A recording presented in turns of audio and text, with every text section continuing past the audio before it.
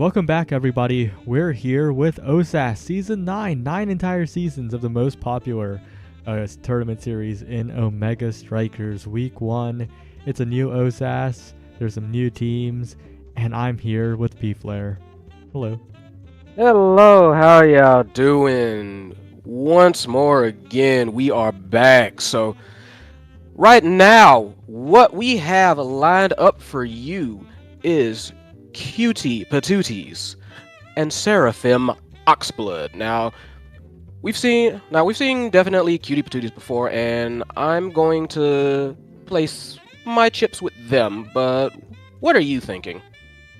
Yeah, like you said, both these teams pretty familiar. We've seen them before, and Cutie Patooties do catch my eye a little more, but maybe for all the wrong reasons. Not that they're bad, it's just that the reason why I'm hyped about this team is Ultra Dre, and the reason why I'm hyped about Ultra Dre is because of a different game than Omega Strikers. It's actually Byte Breakers, where that guy was a legend on the Luna. Everyone thought Luna was a low tier, and that guy just like touched death to a bunch of people and got like 4th place or 3rd place or something in the tournament with almost 100 people featuring Multiversus Pros and all that. Like, it was crazy.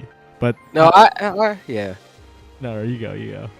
No, I was saying, like, I was just saying I agree, because I was also a big fan of Luna in that game, as I was like, I don't think she's low tier. I'm serious. I don't think she's low tier. And to see somebody actually bringing it up and, you know, just managing to bring it to the top like that, fantastic. Yeah, unfortunately, I did mention in the chat, and Ultra Dre said, not touching that gremlin in this game, so we will not be seeing Luna from Ultra Dre and Omega Strikers. Well, we will be heading into game very shortly.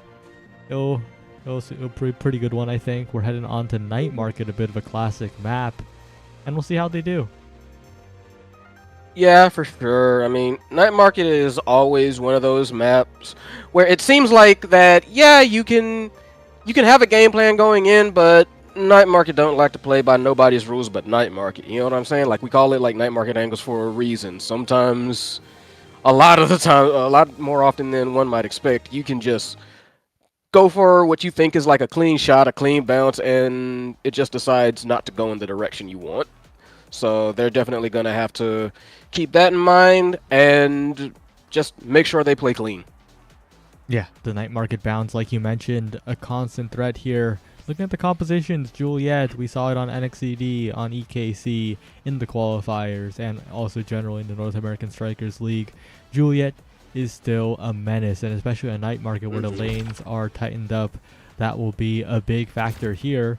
Along with the Drakkar, a bit of an offensively minded midfielder. Not the greatest at core control, but that guy can put on the damage. Yeah, we're definitely kind of seeing the core idea of their game plan coming out. Like you said, Juliet can just easily 1-2 somebody almost out of nowhere, especially on a cramped map kind of like Night Market. Absolutely. So gonna have to keep that in mind. And yeah, if Atlas goes for the Drakkar, it's pretty clear what their game plan is going to be. And on the other side, we can see the X-Dubu coming out, which is always scary. So what's this last one going to be? That's the question here. Yeah. Oh, I was actually considering a little bit of the era because Zalales was considering denying it by taking it away. But instead, it is the Juno, and I do recall Juno being pouted by Duckitos in the past. That's a guy that's been around the community for quite a while. We'll have to see how it goes here. The core speed on Juno, combined with Night Market, could lead to some crazy situations. No, you're absolutely right. And yeah, like that's kind of like what I was kind of inferring earlier. Doggitos just put on a clinic last time I recall seeing them. So definitely going to be one of the ones to look for. Already got a quick barrier. So definitely, yeah, it's going to be, I think, one of those Fast and Furious games. That's what I'm feeling. Yeah, the Drakkar and Juliet, not the most mobile characters, but if they can get into position, they can collapse quite well onto the Night Market barriers. And we see right there, 2 barriers already down. Torin in a bit of trouble as Doggitos just goes for the dribbles, the Molten Bolt, the Missile Prop, Tofu Fortress. That's a starting awakening that's going to help the Dubu and the Atlas quite a bit in their defense. But as Loudlace goes for the dribble, so much room to play with, a good roll, but the dash punch will get it done. Seraphim Moxblood get the first goal. Very nice combination from those two, making sure that the Dubu was just stunned and had nothing to do. The core was easily able to feed the core past him. And I'm honestly going to be looking a little bit more like out of Drekar for that kind of situation. I feel like, again, like on a night market map, Drekar may not be the most popular pick, no, but I think he can be effective on this one. Yeah, a lot of bounces in the center terrain. Give the core into the hands of Knight, who's in a bit of trouble. Flipped too close to the wall. Not many angles available to the Julie. And now the X Maximus is popped. Ultra Dre looking to do a little bit of brawling, looking to do a bit of dribbling, and will earn the top barrier. Well maneuvered as Dargitos just controls the core for a moment. But that's so much damage, like we mentioned, right? The Drakkar and the Juliet working together, and Ultra Dre is staggered. Ultra Dre is dead. But yeah, that's kind of like what we were talking about. That's their whole game plan, is to try and set things up so that they basically are near unopposed when getting to the goal line, whether someone's actually in the goal or not. So, and we're kind of seeing that game plan trying to be executed, and they're gonna have to make sure that they can keep on that, because otherwise, ouch, that might happen. Yeah, you said otherwise, and that was a premonition for the future. The goalie goes down, Bellringer into the net, and that's a quick goal for Cutie Patooties, especially in overtime, right? Combined with the prize fighter, that Juno's a bit of a menace in the core speed. Yeah, to basically elaborate on what I was going to say with that otherwise, is that Ultra Dre X Night Market, horrible combination for anyone on the other side of that. X can just clear out a stagger bar in no time at all. So what I was saying is they have to kind of like keep this offense up and basically do not let Ultra Dre get started with those stacks, with those prize fighter stacks. And yeah, they can do it by making sure they keep the goalie staggered and just basically have free shots into the net. So yeah. Yeah, they're doing very well getting around Torin so far. They'll have to do a little more here, but Ultra Dre sends it forward. They're trying to get some Juno core control in, but the map is pretty split. Not too much mobility either on Ultra Dre, so it's going to be hard to keep up with the core when it's sent around the map. Now trying to find a dribble play to the top side, and the barrier will be found. A bit of a misclear, unfortunately, from too soon. But Knight is in position to try and take this last barrier. Loudlace pushing up as well, but Ultra Dre trying to find the strike war. The X Maximus not quite gonna reach it. And as the Guido sends it below, and once again, both teams holding on the defense. Yeah, it's a very big back and forth, and what I'm noticing a lot of is, like you said, X not the most mobile person, especially if the core is going all hither thither. So you can kind of see Ultra Dre hanging out in the backfield, hanging out forward, trying to basically constantly be a threat for a forward pass so he can get it to the barrier. Strange stop there. You see, he kind of just froze. But yeah, that's kind of what seems to be their whole game plan. Whereas you have the Drakkar, you have Loudlace and Knight just constantly harassing the goalie, and that's going to be that's going to be a battle of just who can execute better. It sounds simple, but very hard to do in practice. Yeah, unfortunately, both goalies do let the barrier go down. Offensive tries on both sides, hitting it forward. Ultra Dre in position with the flip. Goes for the Bellringer, but that's a little bit unsafe. That's not the play you want to go for on the scoring attempt. Knight stuffs it away. Ultra Dre, though, trying to push in again. Expanse burn from too soon. Does keep it away for the moment. The Molten Bolt going to stop the core, and that Lace runs to the bottom side. Finds the goal, finds the set. Seraphim Moxblood up 1-0. Yep, okay. So, honestly, good start for them so far, Foxblood, and I have to say, just from what I've noticed, very different approaches when it comes to aggression on either side. Loudlace and Knight, very, very consistent aggression, like we were saying, constantly making sure they're in the goalie's face. Whereas with Cuties, it was basically try and feed the rock to Ultra Dre and see if they can make a play. I'm not sure if that's kind of the best thing for him at this moment.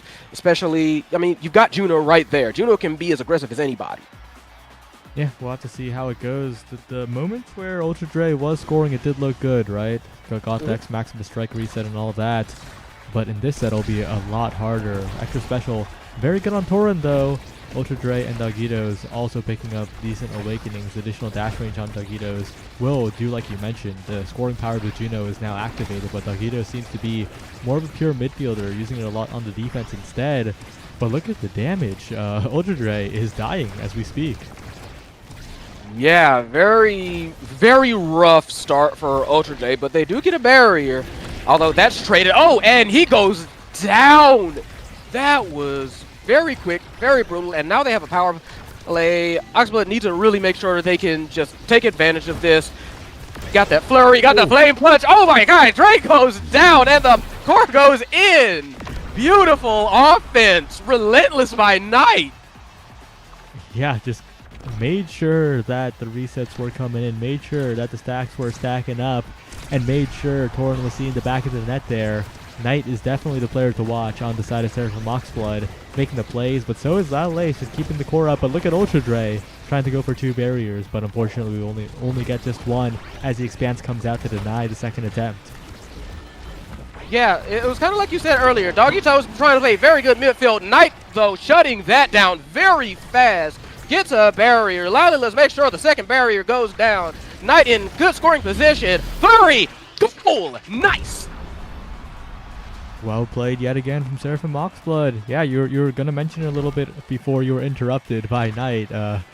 Doggitos is playing a lot of midfield, and although that is good, right, the midfielder midfielding, that guy just needs to play a little bit more offense maybe, because Juno does have that capability, and right now hanging on the midfield means you're a target for Knight.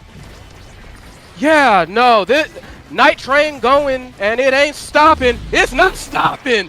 Beautiful feed, beautiful goal. Oh, they are. Oxblood is firing on all cylinders. This is getting out of hand really, really fast. And Cutie Patooties really need to find something. They need to shake it off. They need to find some way to shake back. Their game plan right now is not working.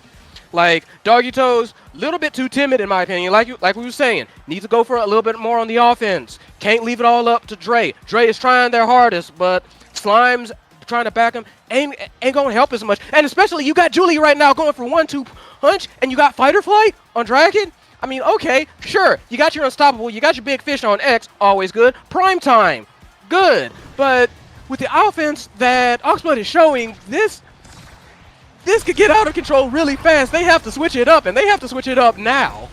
I think it's already gone out of hand. I think Oxblood are in such a strong position to win this game. Like you mentioned, the 1-2 punch and the Fight or Flight are amazing pickups, but they also have an insurance policy too. Too Soon has, okay, well, Too Soon is dead, but when Too Soon comes back, they do have 2 sparks, and those were single sparks in the draft, so 3 sparks is inevitable, 4 sparks, the mayor is a possibility.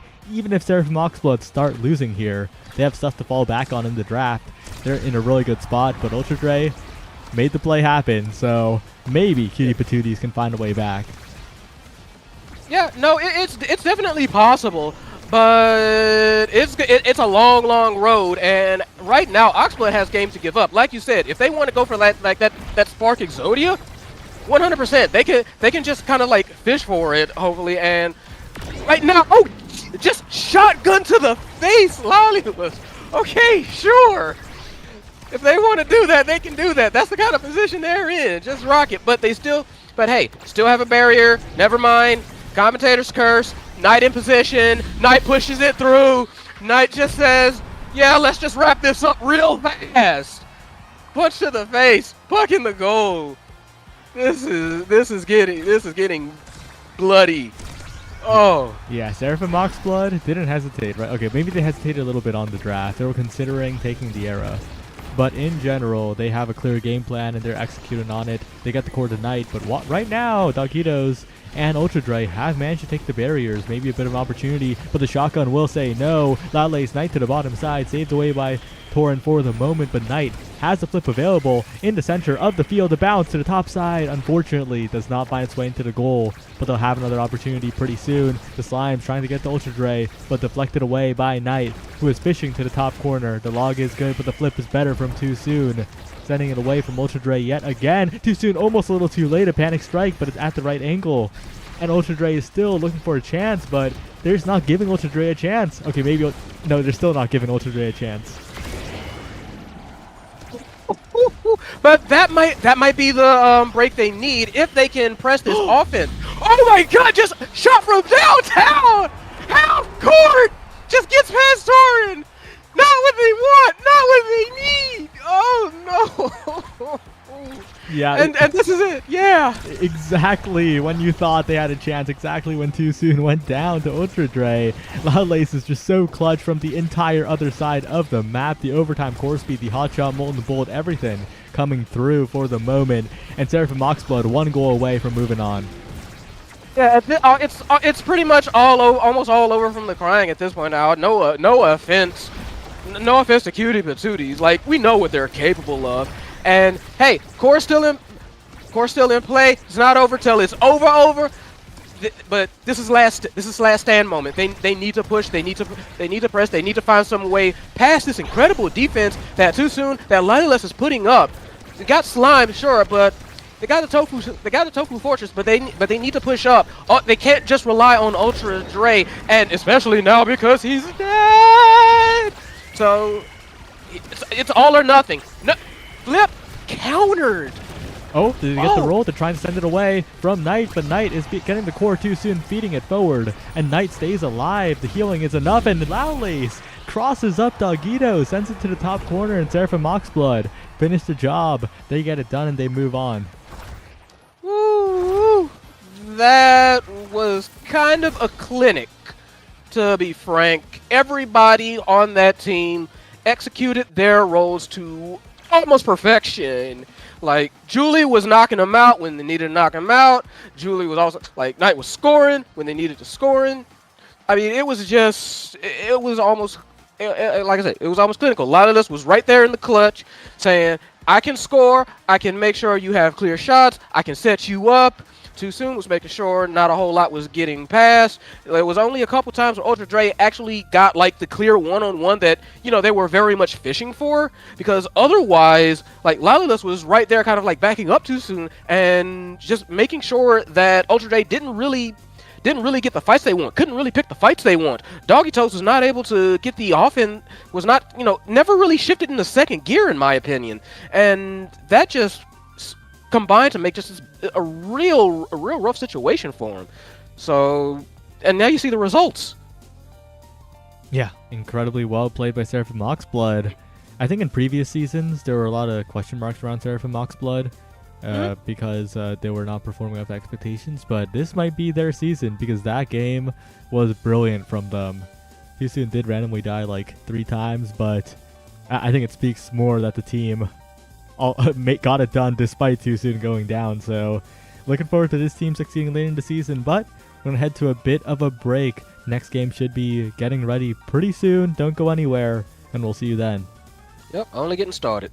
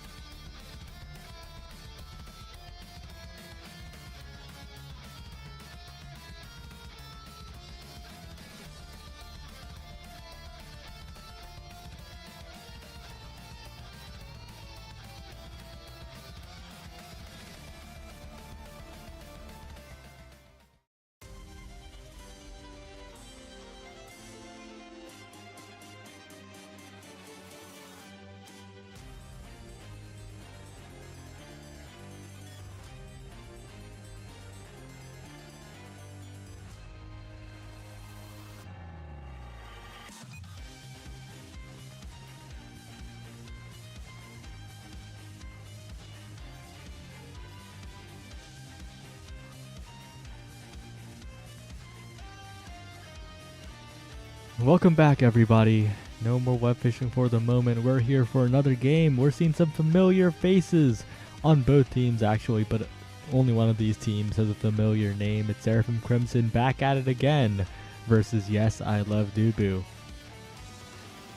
Yep, like you said, very familiar. We all know about how Master Malachi can operate, how Kyrie can operate. I think, and yeah, I'm looking forward to seeing if Seraphim Crimson can basically kind of do a repeat or redux of what we just saw with Seraphim Oxblood. I'm looking forward to seeing that. But what's the deal with Yes, I Love Dubu? Strange name, but familiar faces. Yeah, Meowsy, definitely a player that we've seen quite a bit. Junk Dogma and Agnes, not as much. On the other hand, Malachi, Kurikin, and the Tafonk. 3 players that we have seen time and time again. We'll see how it goes. Meowsy has left the lobby. Yeah, we'll see. I do expect Seraphim Crimson to be playing one of the usual suspects in the gold box. Wait, no.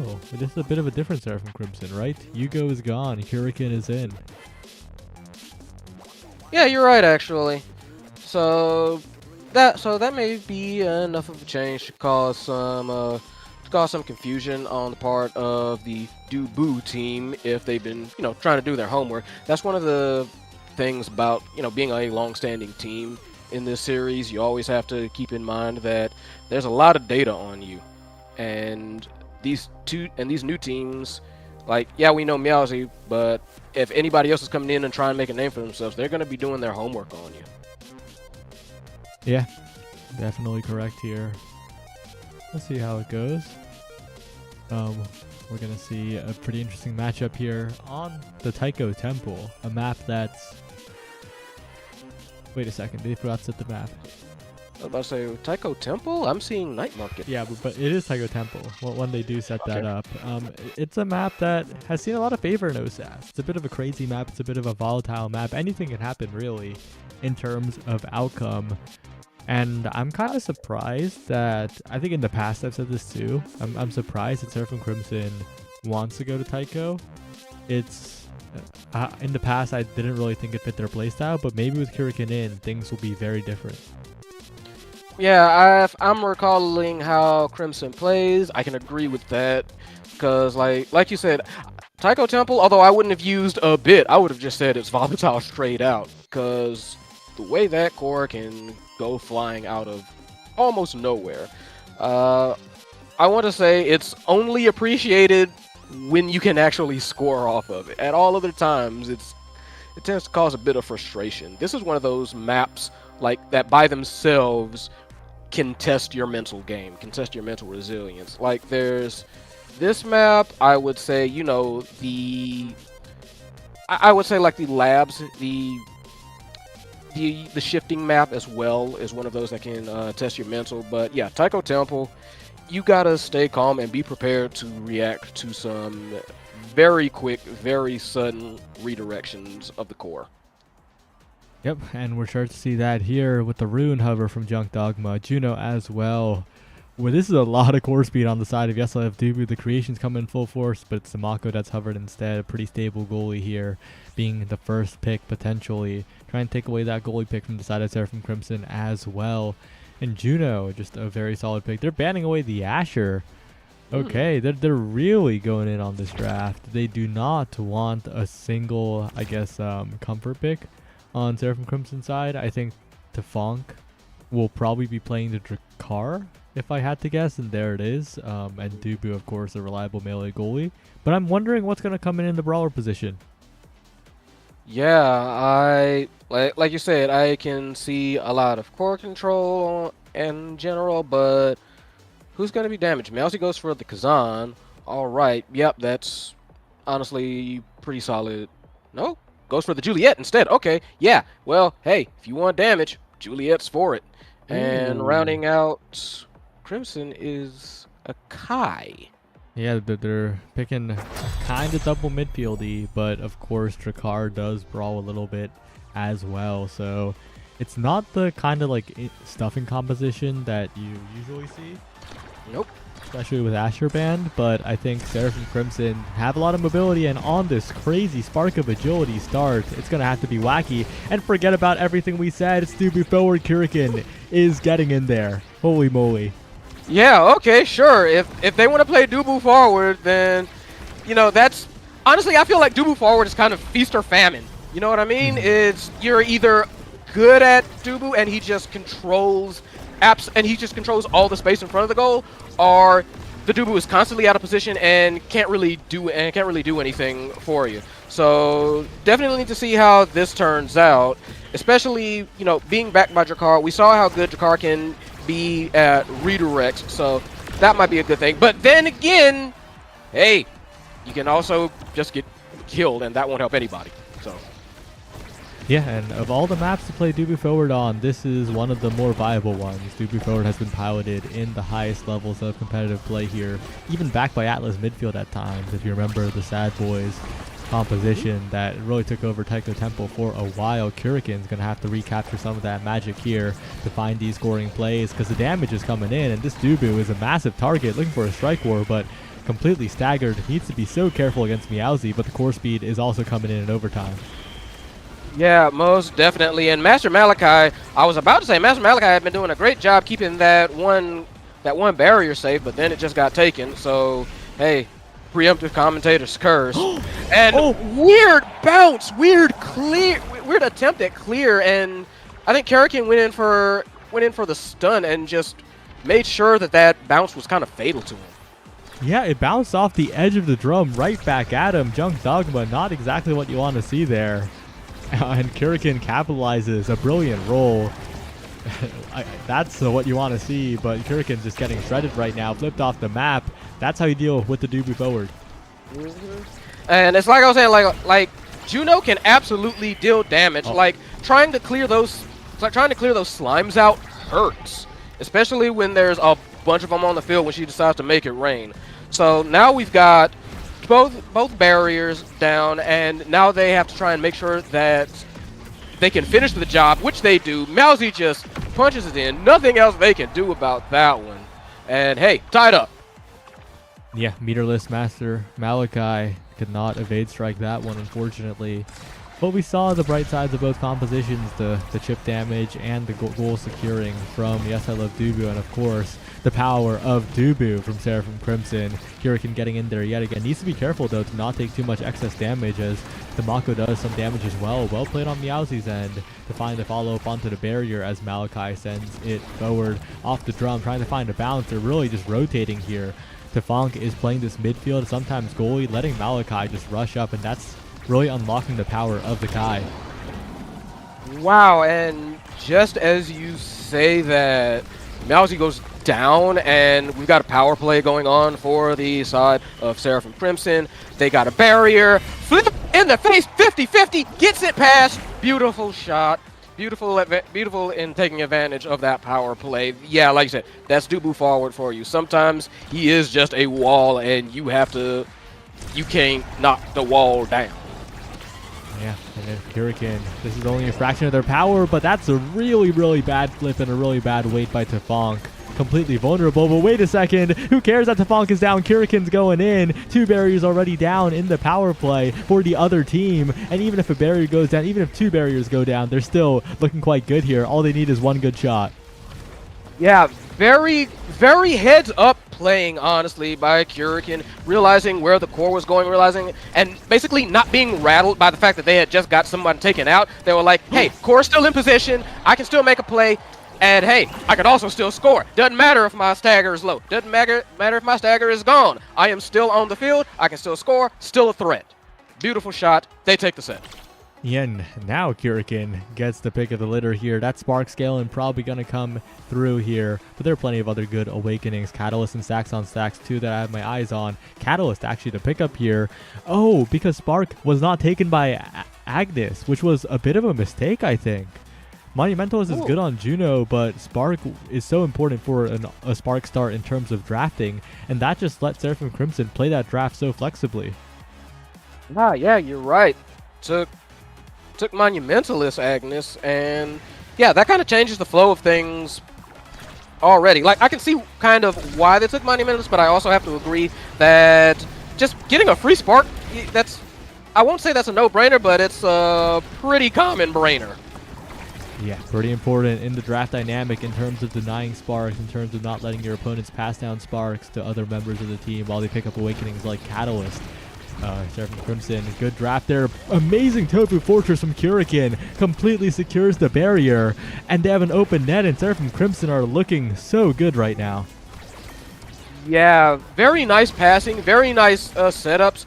However, it's very clear that, yes, We Love Dubu is not, well, excuse me, I was about to say they're not quite out of it, but then Kurikan just kind of like bats it in. So, hey, little showing it off there. They know what they did.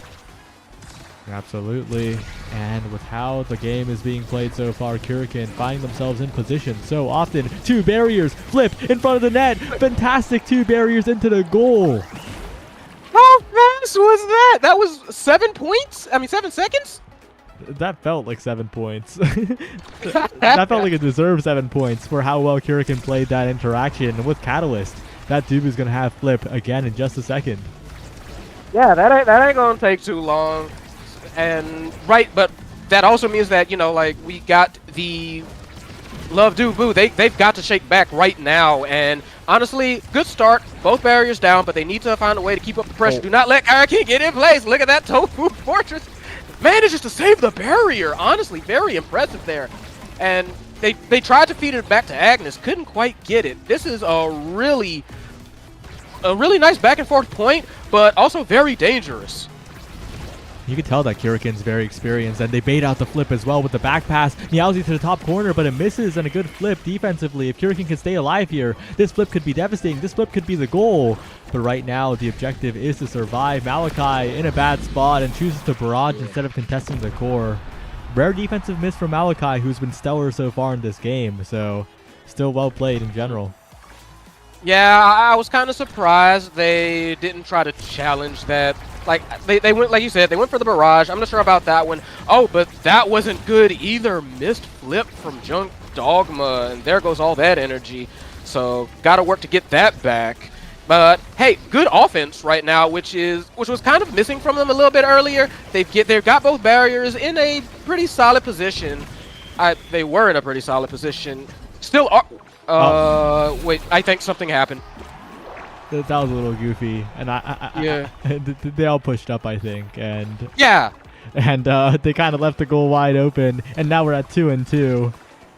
Yeah, I thought somebody had disconnected for a while because I was like, wait, why is everybody standing up on center and why everybody just standing still? I think it might have just been a standing in disbelief kind of thing as that little scrum goes on, and they trying to make sure, and they're still trying to press, which is good. They've definitely turned up the aggression. We love Dubu. And, you know, even though they lost, like right there, even though they lost someone, they're still trying to push. And that's what you kind of need to do. You can't let those kind of like impacts shake you. Log goes in, Kurikan takes another barrier, and if Kurikan can survive here, that could be great. Denied the orb, but one flip's all it takes right now. One passing play to Tofu Fortress completely creates a lane for Tafonk to shotgun it in. Kurikan again setting up the goal. Yeah, like we kind of talked about it at the beginning. This forward Dubu, feast or famine, and they are feasting right now, especially on these awakenings. Yeah, another spark coming in. 2 sparks on Tafonk, getting a lot, really bulky here. You would have liked it on the Dubu, but you'll take what you can get. Stagger Swagger, gonna put in a lot of work. Egoist, of course, denied away by Meowsy, but it is but one good awakening in a sea of fight or flight. Stagger Swagger, Spark of Brazilian, second spark. I think Seraphim Crimson are in position to take this one. It'll take a lot from Yes I Love Dubu to bring this one back. Yeah, they've got the momentum all on their side. They are rocking and rolling, and right now it's gonna be hard for I Love Dubu to be able to like shake back. They're gonna have to make a lot of risky plays. They're gonna have to gamble a lot. Like honestly, like right there, like Meowsy kind of gambled with their life, and they got the barriers for it. It's a question if they'll actually get the score for it, but they're gonna have to kind of like do more of that to stop this freight train that is Seraphim Crimson. Oh, they gotta be careful though. Meowsie's in position. Meowsie's sent to the top side, and again, Seraphim Crimson. It's like the point where they were all on the other side of the field. They were all there, but they kind of miscommunicate. They miscoordinate, and Yeselev Dubu secures the goal. And Yeselev Dubu has found quite a few goals. Seraphim Crimson has been the ones more consistent. We'll see if they can continue being consistent here. Absolutely, like that's really the key. Like nothing to take away from like I Love Dubu's play in general, but Seraphim Crimson has just been very consistent with their abilities. But I have been noticing something from Seraphim Crimson that's a bit of a negative, and I've noticed that there's been more than a couple, like we said earlier, defensive miscommunications and just kind of like defensive breakdowns. And if there's any path to like coming back from this deficit, I think that's it. Basically, make Seraphim Crimson, not to get like too recent, make Seraphim Crimson pull a Yankees and just self-destruct themselves. That's real. Yeah, it really comes down to the defensive misplay. Seraphim Crimson has looked pretty solid on the offense. You could even say that they have a 5-0 lead right now, but can they secure it is the question. So far, Kurikan's still converting. They're still getting those runs in, but it could all fall apart in an instant. Yeah, and like right now, if that was the goal, then I Love Dubu cannot let off the gas. It is extremely detrimental to their health. Oh, nice double.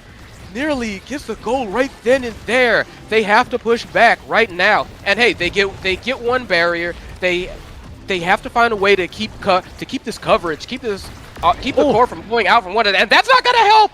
Oh, that's not gonna help. Meowsie goes down again. Right now, beautiful Tofu Fortress, but Agnes, nice pass, gets the second barrier.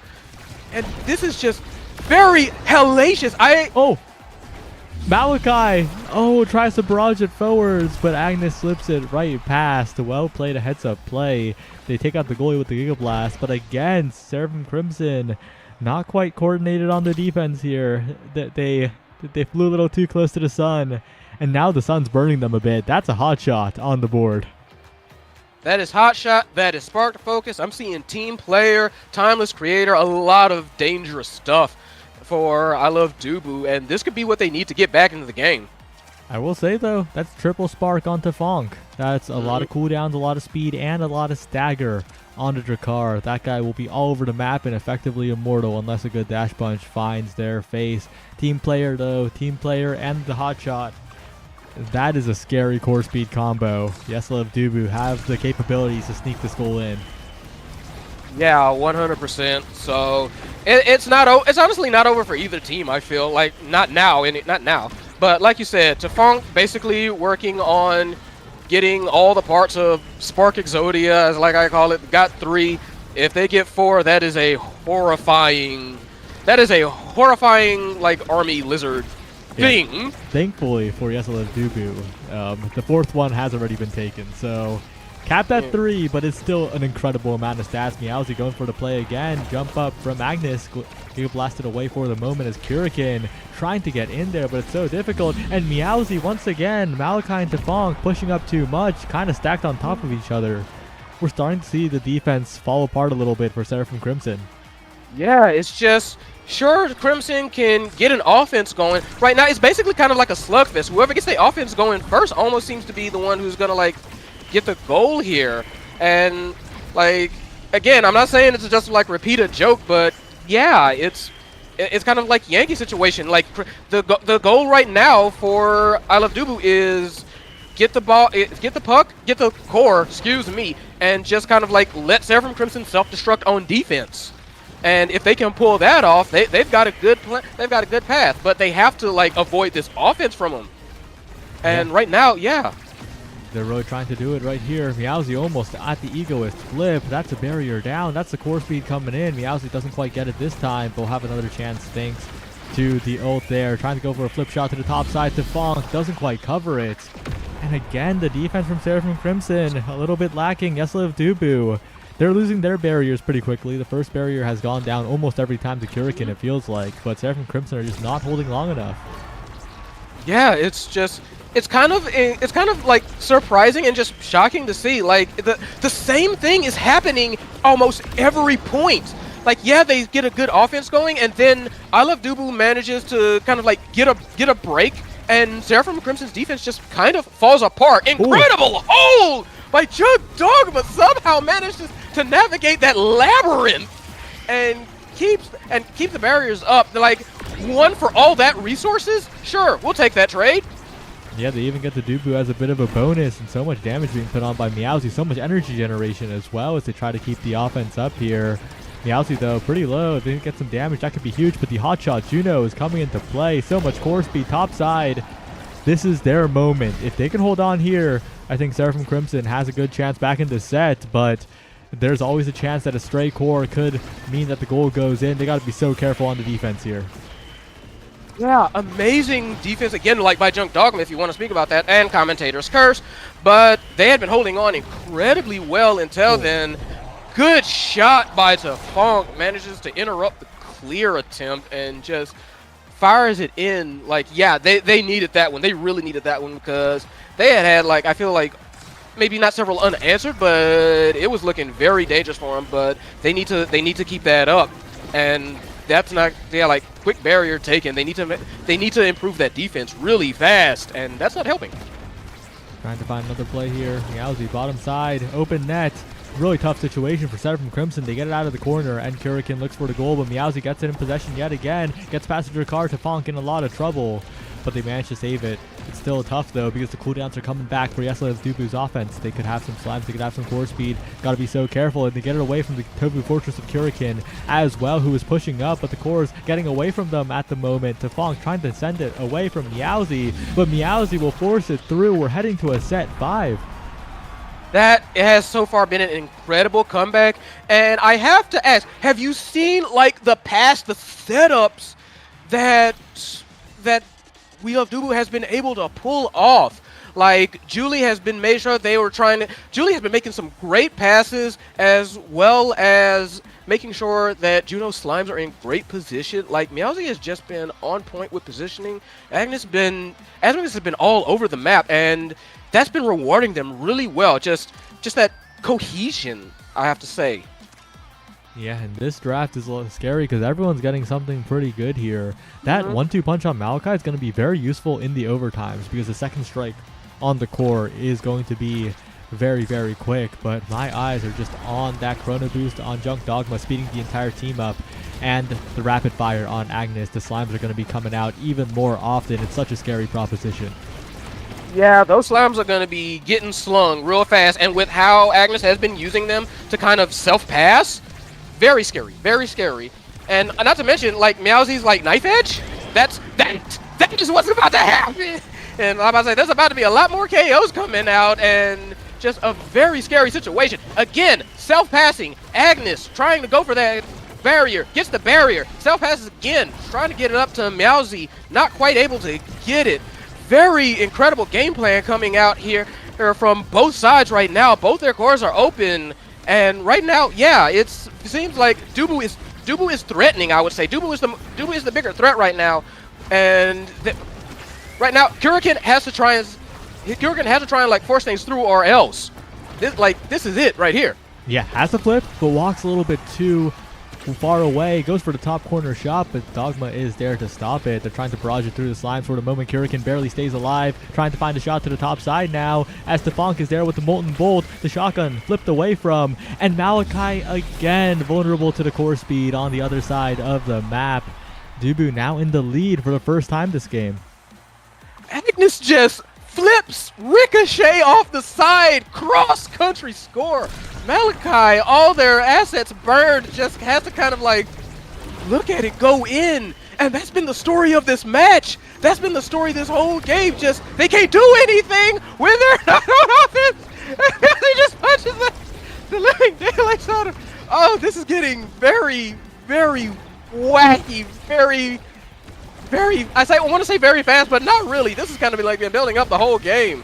Just very good team synergy, very good synergy between Meowsy and Agnes, and they are kind of just playing lights out right now. Beautiful. Oh, almost gets that pass up front. Oh, can't quite save that barrier though. Ooh, this is what they need right now. Tries to 50-50, does not get it. Two people in the net. Wanted to make sure they did not get that momentum loss. Kind of a stalemate, kind of everybody stare down right now. I'm feeling like people aren't quite sure what to do. Everybody's trying to make so many like major desperate plays, major moves. It's like, okay, you go first. No, you go first. No, you go first. And look at that right there. Kirikin goes in. Oh, and a double hit on the Tofu Fortress. Finds the goal and the KO. Exactly what they needed. Seraphim Crimson were almost out of it. They're about to go down 0-2, but Kirikin finds the clutch. Yeah, you want to know what that was? That was that missile propulsion on Kirikin.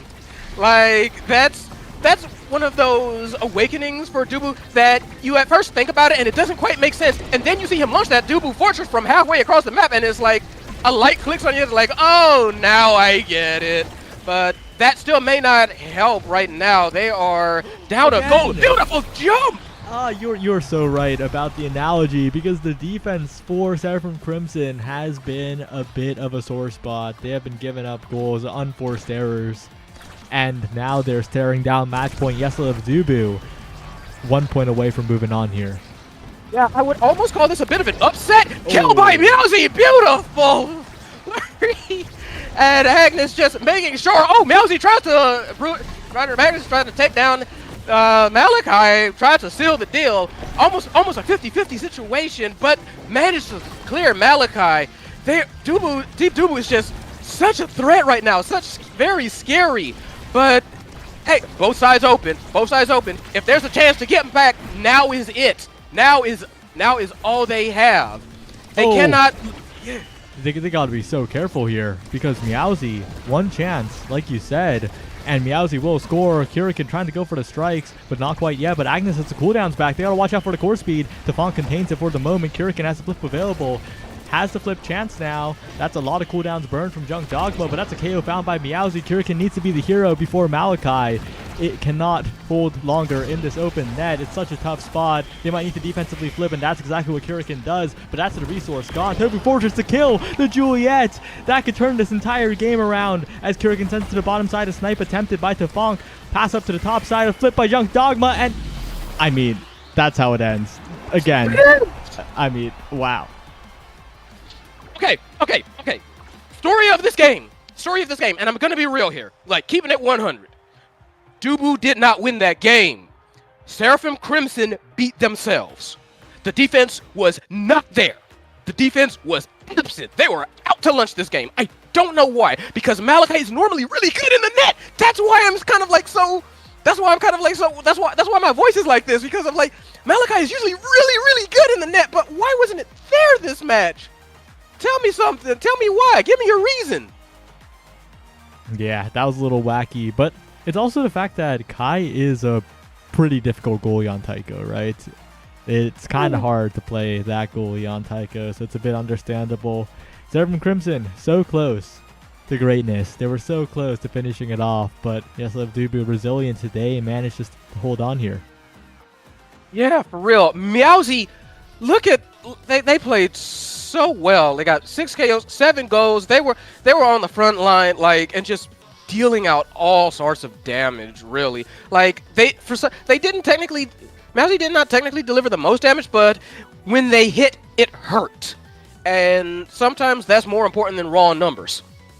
Yeah, very short break because the next match is already ready. So don't go anywhere. We'll be right back in like 2 minutes. Right on.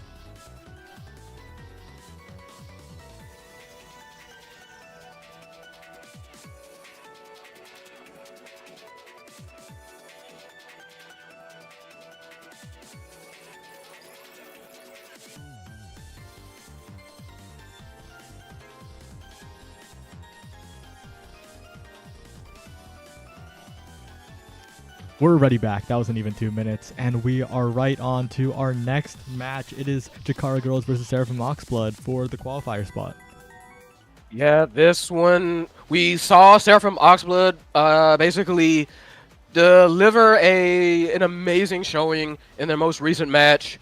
We need to see if they can keep this momentum. Chikara Girls, certainly no slouches. You've seen them before. You're going to see them again. Right now, we got the bands coming out. No Asher, no Dubu. Doesn't really matter too much. We all know Shadow loves his brawlers, loves his beatdown.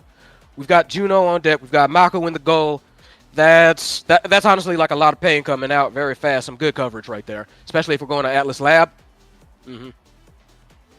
Yeah, and Juno again, especially in OSAS, right? Juno is a bit of an overtime insurance policy, a bit of a late game insurance policy.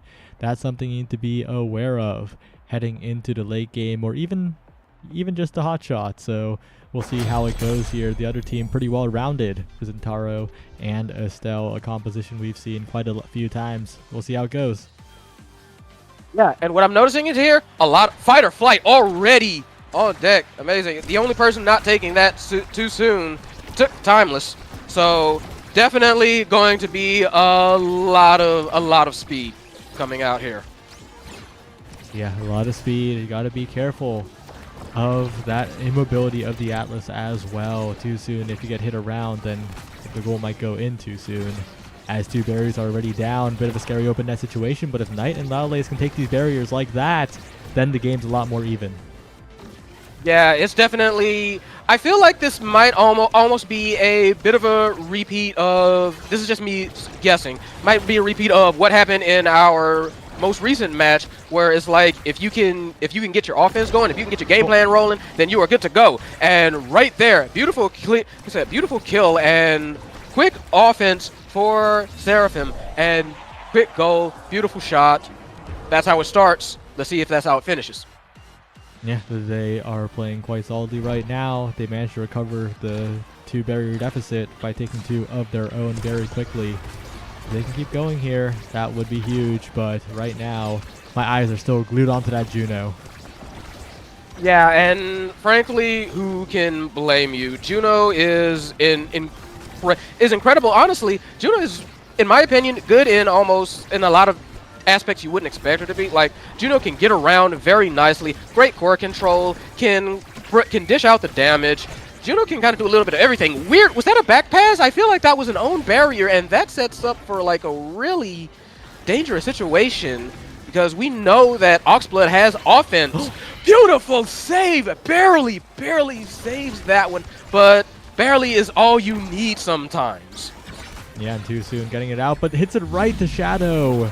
The previous save was brilliant, but that one not too great, unfortunately, as Chikara Girls will capitalize and move on to 1-1. Yeah, very fierce back and forth already. Like, we're 2 goals in, people. It's already getting tough. We already got a barrier down. We already got a flip that needs to be popped, exchanged. Both barriers on the bottom side, so we know things are gonna get a little bit nutty for real soon. So yeah, definitely gonna have to keep your eye on the core, because it will be going around very fast. Definitely will be, as Loudlace tries to find the Crystal Thorns, a flip across the map. And after the last game, I'm not looking at flips across the map the same way again. A KO found by Shadow at the perfect moment, sinking it right in. And you weren't kidding when you said that Shadow was looking to brawl, because that is exactly what they're doing right now. Oh yeah, I've seen Shadow around at good times. Shadow like to get in the mix of it, like with that Aimi, yeah, as well. Especially like, he knows that, you can definitely see he knows how to pilot an Aimi. So got to be careful. Of that. That's a big threat. That's who I actually had as kind of like my player to watch for Chikara Girls. Yep, and once again, Shadow trying to find the offense here, but 2 barriers down, maybe an opening for Loudlace to push forward here. Not quite top side, and Shadow again finds the outplay with the secondary, but the net is still open on the other side. They can get it there. The glitch pop attempt is good. Arcmeister keeps the core under control, but too soon. Strikes at the right timing, but it goes right back. Shadow sends it forward, and the possession is so good from Chikara Girls, and with the assistance of the Firewall Sentry, they'll sink it in to take the set. Yeah, that was honestly a beautiful core control, beautiful passing, just making sure that Terraform Oxblood just could not get anything going on that point. And like I was saying earlier, like Shadow loved to get in the mix of it, and look at what it's rewarded them. Stacks on stacks. Definitely going to give a lot of speed in the fight or flight, right? And maintaining possession is pretty important. I think your eyes were more on that single spark or the perfect form, right? Yeah, it really was. I was actually looking for to take that spark. I'm not gonna joke. Well, yeah, and instead it'll be last pick getting the single spark. That's a lot of value there for Knight. Yeah, I mean, like, Knight Zentaro, we all know what Zentaro can do with that blade. It's dangerous, people. So that only gonna help things, but that's if they can get control of the core. And right now, Chikara Girls, like we said earlier, very good core control, very good at making sure that Lioneless is not really in position to do a whole lot of good redirects, that Knight cannot get that blade swinging, get that damage output going. And if they can keep this up, then all the spark strength in the world ain't gonna matter. Still pushing forward, and Knight finds the KO onto Shadow. That's a big swing if they can get this barrier especially.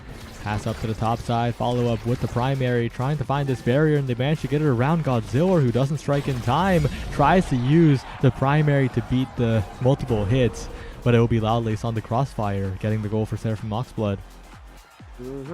I feel like that was everybody's eyes was on Knight, and they forgot the sniper in the back, just waiting on the other side. And like we've seen what Loudlace can do, very good on the redirect front, very good on kind of like coming in when absolutely necessary, out of nowhere. So that's something else Chikara Girls are going to have to watch out for if they want to like come back on this and make sure that they can keep it going.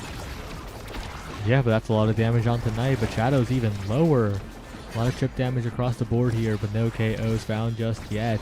Loudlace, though, trying to find an opening. No, interrupted by Archmeister, who has been pretty stable in the midfield so far this game, and Godzilla will avoid getting the barrier taken as well as the Juno sends it forward too soon. Caught out by the secondary of Archmeister.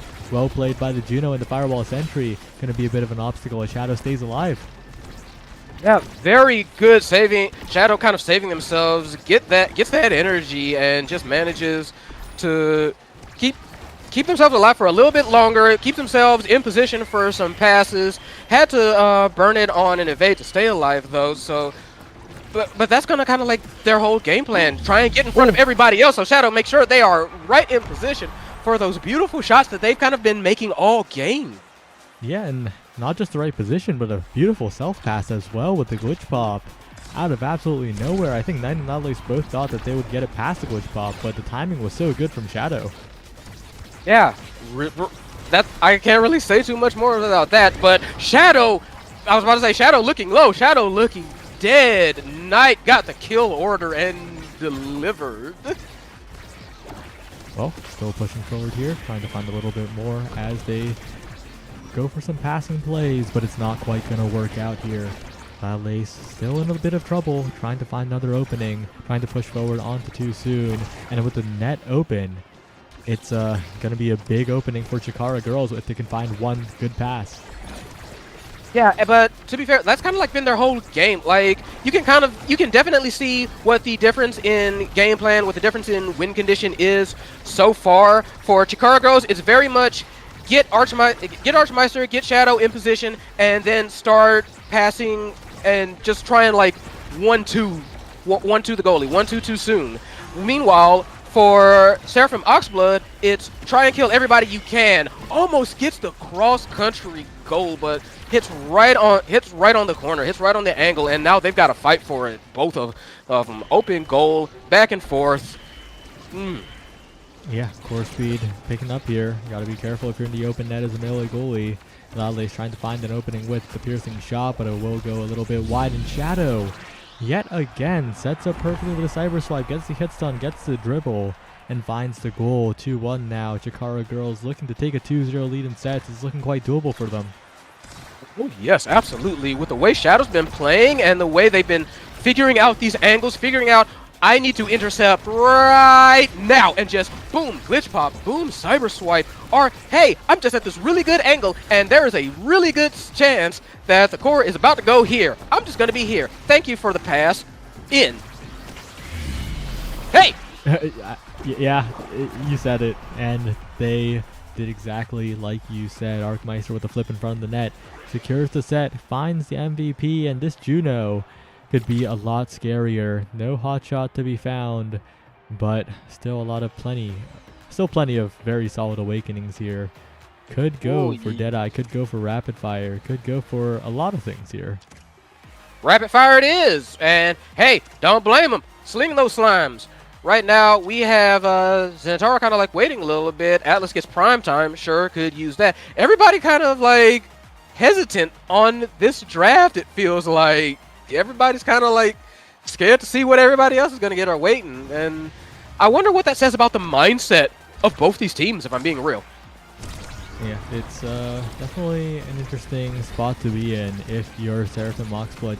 It's not like they were completely out, right? They had fantastic goals, and all the sets so far look competitive. But when it comes to converting, it was Chikara Girls, it was Shadow in particular, who was the most consistent. And yet again, it's Shadow with the glitch pop, catching the clear from too soon. The hard read, the option coverage. I think Chikara Girls got this one. Yeah, that was almost academic. That glitch pop was out. That glitch pop was out before Tsusumi even tried to clear. Well, trying to find some more offense here as one barrier already going down, trying to push forward for another possibly. As Knight finds one barrier, looking for two on the bottom side. But no, not quite. Defended away by Chikara Girls. Yeah, good.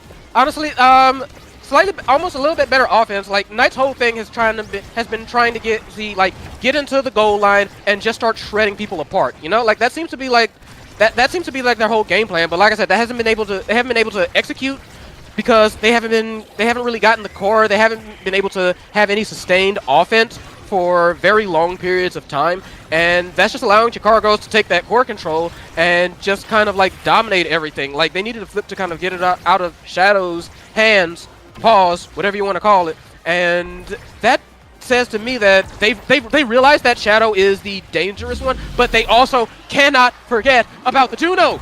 The Juno is incredible at being able to self-pass and set themselves up, and those slimes are no joke. So now what we got is Chikara Girls on match 3-0. Yeah, it's looking like a possibility. It's looking more likely by the second because Shadow and Arkmeister have been a dynamic forward duo. Both of them have been finding the goals. Both of them have been finding the passes. And yet again, they challenge the corner. This time, Godzilla a little bit out of position, trying to cover the top barrier. The flip goes through. Arkmeister with the slime. Two barriers down. Shadow, glitch pop, yet again, catches the clear. The read. The option coverage yet again. And Chikara Girls dominant as they qualify for the finale. That was incredible. Like that glitch pop. Did you see the angle it sent the core at? Basically kind of like a self shimmy. Just caught Tsusume a little bit out. And really though, that was kind of like that was kind of the story of the whole match. Just hey, pass it to me, pass it to you, pass it to myself. Who am I gonna pass it to? You don't know. Oh hey, I know where I'm gonna pass it to. Inside the goal. Yep. Well, we'll have to go to a quick break because the next qual game's already ready. This time I think I'll play an ad though. And don't go anywhere. We'll be right back. And holy moly, there's a lot of people web fishing.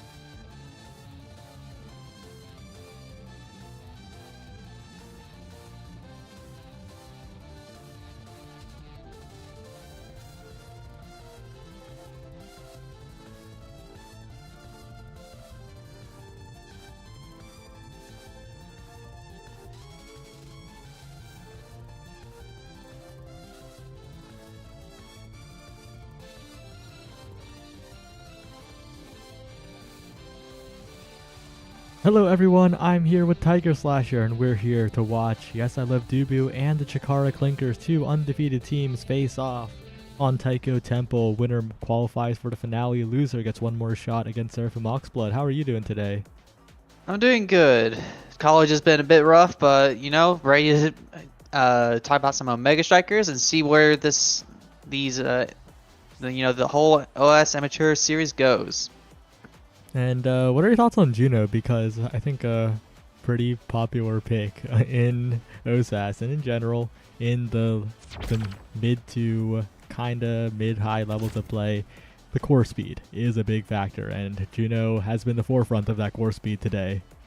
I think also we gotta take a look at the map. It's Taiko Temple, kind of a bit notorious for how creations can kind of very much help the midfielder out.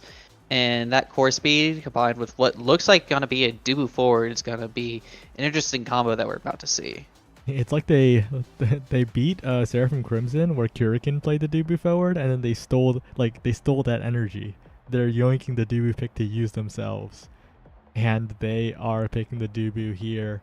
They're also picking the Kai goalie, which is a very interesting choice on Taiko Temple, because Kai, not the most fun on Taiko. I don't know about that. I always have fun with Kai. Doesn't matter if he's good or not. He's always a fun character, you know? Yep.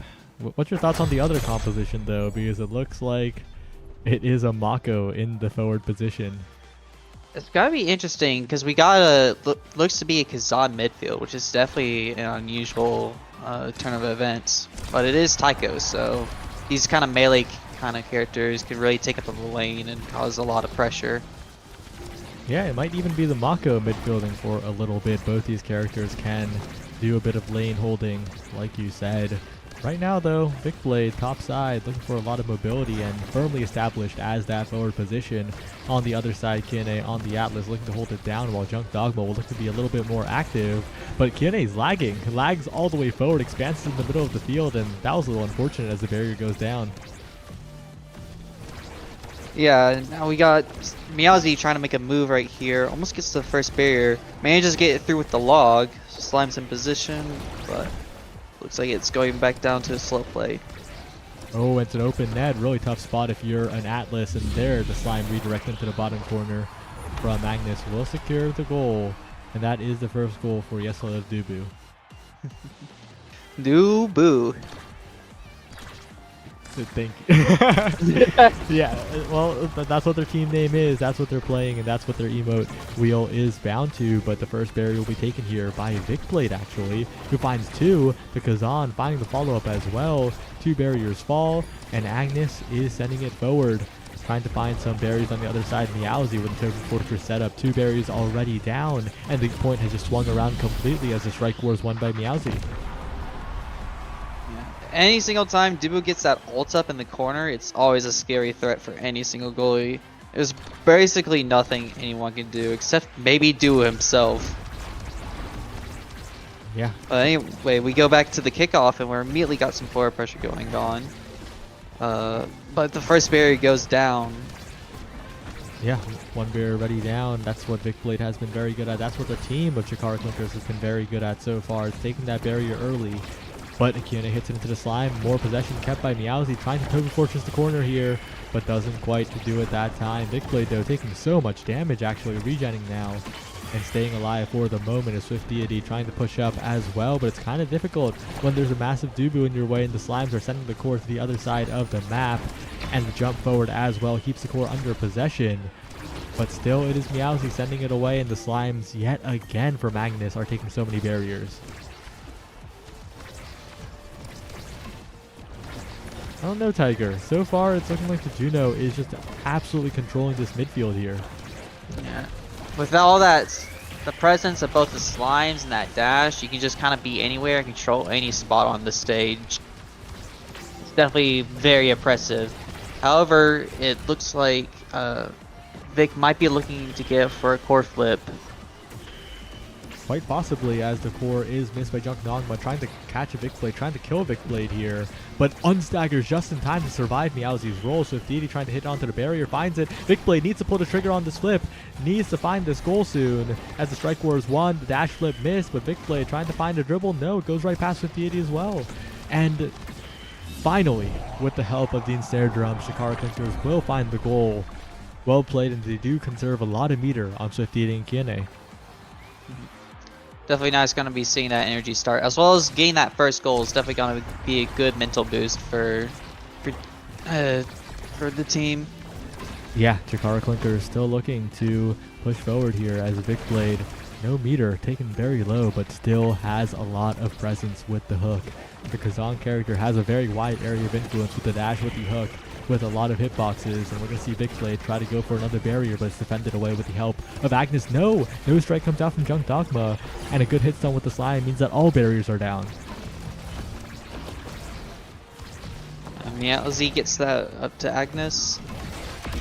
Oh, Meowsy managed to get the kill and the goal, secures the first set, goes to Dubu. They do love Dubu as they emote, and as we're heading to the draft, what are you looking at here? Well, first things first, I'm always concerned about where that spark scaling is going to be going. Other than that, we got some prime time and some unstoppable. So, no sparks. So, I'm wondering what the goalies are going to be getting. With that prime time is never going to be able to hold things down. But missile prop on the Dubu is very strong. You get to put that wall up much further back, much easier to set up, much more flexible. Yeah, it's so strong to the point where I'm kind of wondering if Kiane should have denied that, because Missile Prop is very good on Atlas's primary as well, so that's probably the pick that should have been made, maybe something to think about next time. Yes, especially without any strike shot, the primary can be lacking in range a lot of times. And we're already seeing good value out of that Missile Prop there, immediately gets both the barriers down. Yeah, and as both barriers fall, now they're in a nightmare situation against Agnes, the Juno, who has free reign to control the midfield, to fire the core forwards, and to jump to the other side of the map. So much presence. Yet again, as they look to the bottom side, look to find a play with Meowsy. Passing up to the top side, a slime in position. Kiane to the bottom, finds the clear right around the Dubu. One barrier down, big opportunity for Vic Blade, but a good clear will send it away. Vic Blade, one more shot to the top side, no, defended away. As Meowsy now tries to find a bounce, tries to find an angle, but Vic Blade will find it around everybody. And this time it is Chikara Clinkers with a potential chance at a goal here. Chikara keeps putting up that pressure, but finally Team Dubu manages to get it out. Maybe they can finally get some conversion in. Maybe, as slime core speed is ridiculous in overtime. Swift Deity can't manage it, Kiane can't quite reach it in time. And again, the Juno core speed becomes a big factor. Yeah, I'm wondering if we're ever going to get to see some hot shot or a 1-2 later down the line to really get everything ramped up. Yeah, that could be the key, but right now, that core flip was the key, creating a striker advantage so early, the Kazan down, and Vic Blade was the one making the majority of the presence in terms of offense for Chikara Clinkers. So with Vic Blade gone for a moment, it was a little bit rough. Oh no, Kiane clears right into Agnes, unfortunately. Well done with the slimes to the top side yet again, and Yesel Dubu is looking dominant. Yeah, not just the Dubu, but when Agnes got the Dash Awakening, when Explosive Entrance, they've been really able to just go around the map and snipe the core out of possession when the enemy team's and not expecting it whatsoever. Like just right there, it forces the flip off of Kinone. Yeah, and with that cooldown burned, it's going to be a hard defense for the Chikara Clinkers. Expanse burn, shot to the top. Good projection by Kiane to make sure that goal doesn't go in just yet, but it's still an open net. It's still a Juno. It's still the Dubu looking for an opportunity. And Junk Dogma is continuing to hold this barrier down for the moment. A covered strike shot as well. And once again, it is so difficult for Chikara Clinkers to get it out of their side. Looking for a pass, but interrupted by Agnes for the moment. Building up a flip here. And this flip might just seal the deal if Agnes can get into a good spot. But Kiane is finding some good clears for the moment, but a good spot for Agnes, doesn't choose to flip there. trying to find an even better opportunity, it looks like, as Agnes runs up, finds the flip, and that's the goal. That's the set. That's Yes I Love Dubu going up 2-0 here in dominant fashion. And as we head onto this draft with Juno first pick, what are you looking at?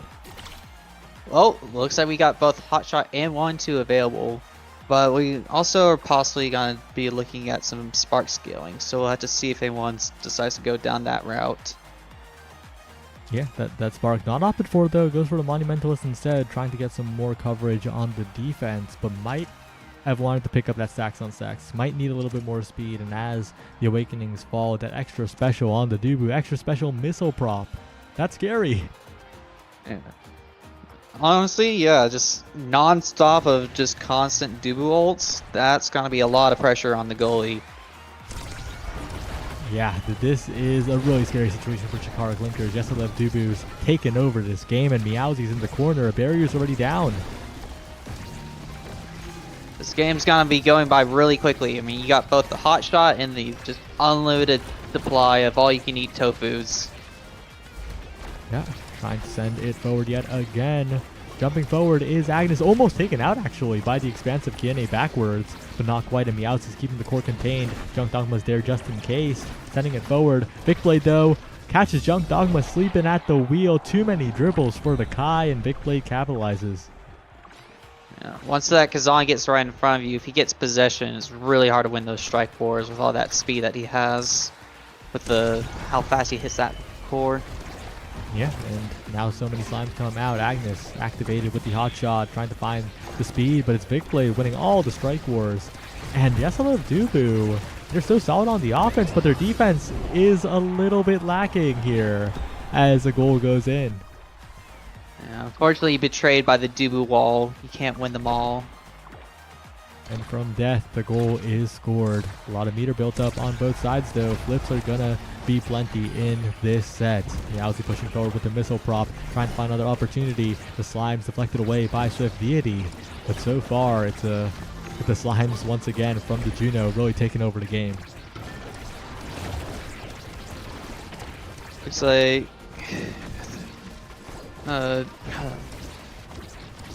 It's a little bit Yeah. awkward too, because when Kazan has the core, when Vicblade has the core, there's a lot of room for Vicblade to work with, especially when Junk Dogma is missing some of these strike shots, missing some of these barrages, and overcommitting.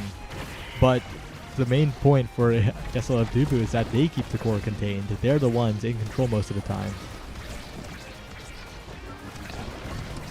Yeah. Possession just keeps going back and forth on both teams. On one team, you have at one moment, I Love Dubu has core. The other moment, Chikara just has possession.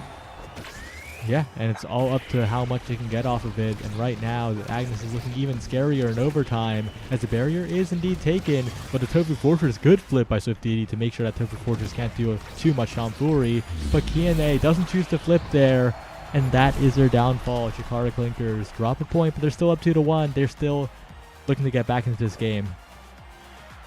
All it takes is one more point, and we can get another set going in. That's all it takes, as Meowsie has been such a presence standing up in the enemy goal box. This time going for a Tofu Fortress to zone away Vicblade, but unfortunately Junk Dogma a little bit out of position.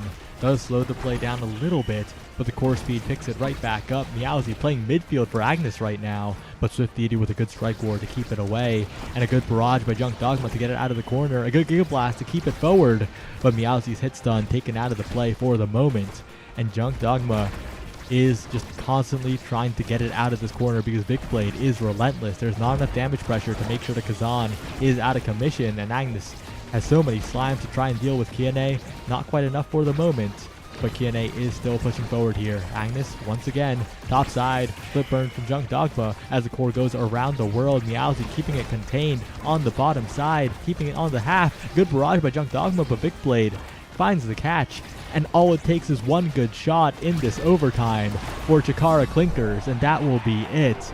They stay alive here. They get a set. Well, yeah. I mean, there's not too much more on the table for Team Yes I Love Dubu, so we'll have to see if the enemy, if Team Chikara Clinkers is able to outscale them finally, because now they're getting the rapid fire Kazan, which will be very strong. I'm curious to see who gets Catalyst and ends up being the Atlas. Yeah, and another big awakening, I think, is team player. Additional core speed in this game, and it is actually picked up by the side of Yes I Live Dubu. I think I would have slightly preferred it on someone who is not the Juno, because Juno does find a lot of core speed by herself, right? But overall, I think it will be very valuable, again, for that early core speed, for keeping the core up and getting it past the midfield. And that's exactly what we're seeing here. Yeah, I mean, team player goes on one of two characters, either the goalie or the forward. It's interesting to see the twin drive take, because yeah, I definitely think they could have definitely swapped around the team player and the twin drive. However, it might have been trying to deny the Atlas the twin drive. Yeah, that could be it. Yeah, Q&A though, trying to deny the other team the Catalyst, and maybe trying to get some core flips for themselves. Patrolling the midfield right now, trying to push forward, as Junk Dogma is pushing forward really far. Was that a team KO? Did Meowsy just... I think so. Well, sometimes that happens, and the Kai falls. Agnes though, 2 barriers taken on a clear that wasn't too great from Q&A, but an amazing shot by Vicblade, and Q&A has the flip. Potential for a hero play here. Oh, Swift Deity, what a setup. Had the ensnare drums in the bottom corner, had the primary in the top corner, and they try to find a clear around, but it's not enough. Yeah, a lot of things just happened at that point. We got an own team kill, and just everything that happened in the net right there is everything came right into place for Chikara Clinkers, and they took perfect advantage of that. Oh, but we're seeing a bit of something that we see almost every tournament stream. It's the curse of Strike Shot. Junk Dogma has been going for Strike Shot instead of Strike, and sometimes that will come back to bite you if you overshoot or undershoot. A flip in the corner, manages to get it past for the moment, but Vicblade stuffed away by the combined efforts of Agnes and Meowsy, who are pushing up. Flip available. Meowsy looking to carry this game, but stuffed by the entire force of Chikara Clinkers. But the slime is still there. They got to be careful of the terrain. Meowsy still pushing forward. And Meowsy's surprisingly tanky, staying alive for quite a long time, as Junk Dogma and Agnes have rotated to the forward position, trying to find a slime. Agnes with the raw slime, single slime. Oh, Vicblade. No. You were so close to making the hero save. Accidentally strikes it into the own goal. And Yes I Live Dubu, 1 goal away now from taking this game. Yeah, I mean, anything can happen, you know. Core's been going fast, but we've been seeing Chikara Clinkers. They've been managed to make a comeback. They've been taking what they can, and just they aren't out yet. So we'll have to see where this all goes, with Dogma going all the way up there. Yeah, 1 barrier down already. Trying to find another is Agnes and Meowsy. Sending it forward, trying to find the roll, finding the barrier. Meowsy in position. The core speed sends it forward, but not quite enough on that attempt. Agnes though has flip available. Team player flip will be devastating here if in position for it. 1 barrier down. Vicblade trying to find 2 barriers down. A flip into midfield, but Swift Deity has the coverage, and Vicblade trying to find the strike where catches the core away from the slime with the top spin. And now with the core drifting in the midfield, they got to be so careful of the slime. Swift Deity's there on the defense, and Q&A expanses it away for the moment. Q&A now looking for a passing play. Swift Deity to the top side. The core speed coming into play for Clinkers as well. And Vicblade converges onto the core, finds the pop-up, finds the primary, finds the strike, and Chikara Clinkers 1 goal away from staying alive. I don't know, Tiger. It's been incredibly close, but what do you think is making the difference? Because Meowsy, in some points, is really getting in there, and in other points has been just hit around.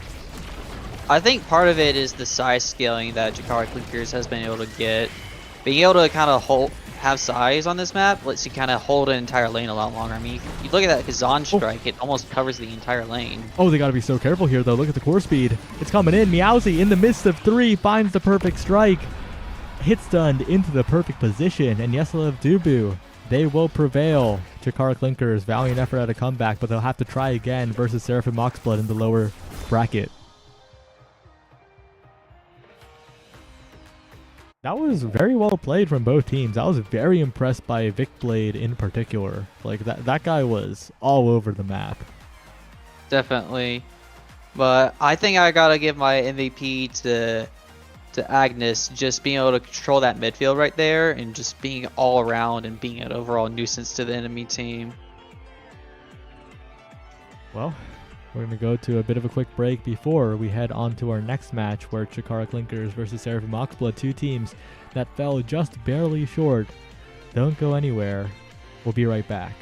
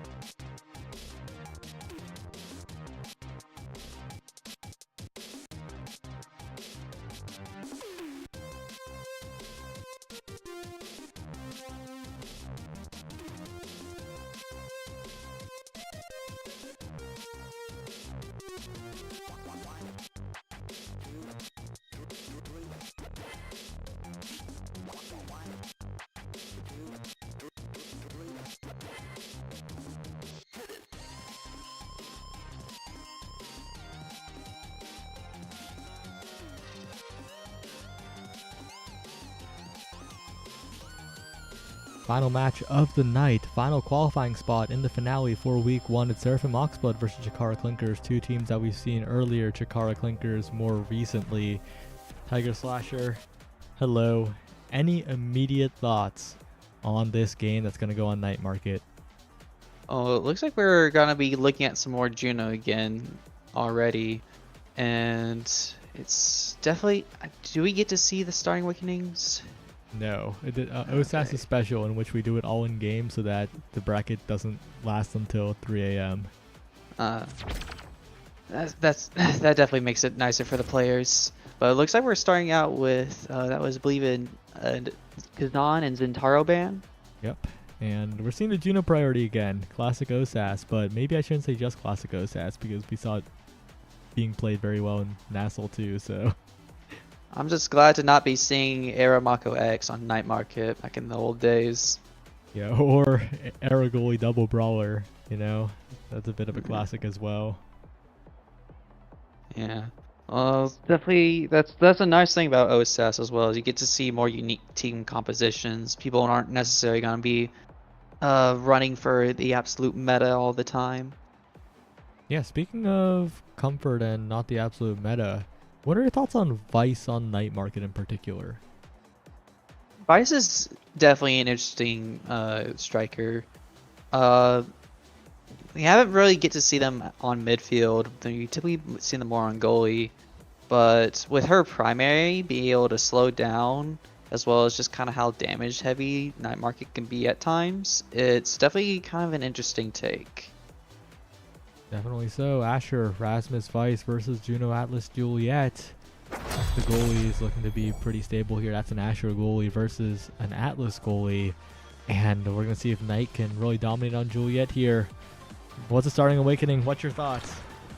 I very much agree with the people taking Hot Shot, except maybe the Atlas. One of the issues with Atlas with Hot Shot is if you hit the core away from you too quickly. Oh, Knight already getting the KO on Night Market.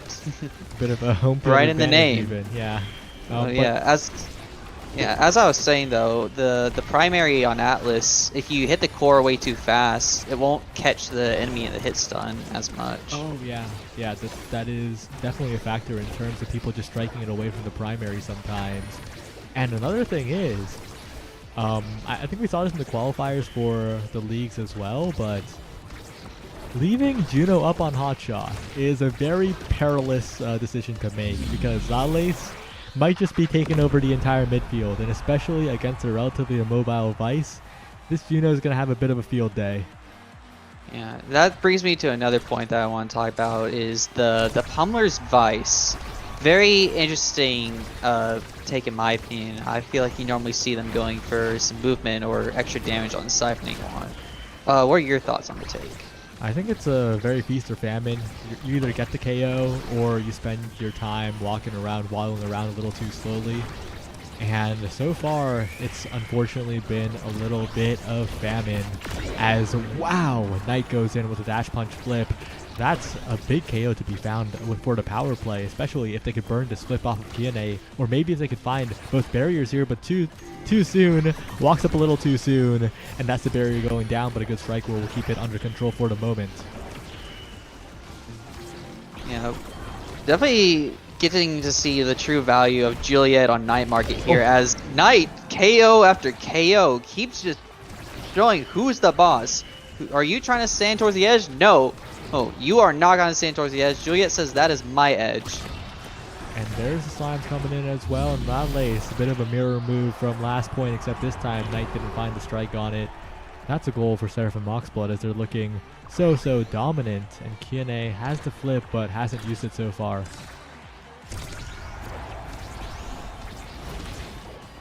Overall, I already looked. Oh, you go. My bad. Yes. No, I waited for so long and then talked. That was 100% my bad. Holy moly! But I think another thing is right. Knight's getting a lot of fake combos. They're not really evading Knight stuff. Yeah, I mean, if you play it right, if you put the core against the wall just like that, they're gonna be more distracted on trying to win the interaction than they are gonna be at that Juliet going for the dash punch right on top of them. So if if Oxblood can taking advantage of that, they can get a lot more KOs. It looks like we're going into the next set already. Yeah, unfortunately, Kiane held flip for what seems like all 3 of those points. Really needs to pull the trigger on that on the defense, I think, especially against the Hotshot Juno, because Lalace is taking over the game. And this draft's really interesting. I'm immediately looking at Ad Rush. I think if Oxblood can get Ad Rush on their Julie, they instantly win. But it looks like they still have the backup of Spark Scaling to go through. But they opt for Fight or Flight. Yeah, they opt for the mobility pick instead, which is still incredibly good. Spark Scaling picked up by Too Soon, instead denying it from Device, who does pick up the consolation prize of Deadeye. I mean, Deadeye Vice. Still very, very good. Yeah, I take that consolation prize any day.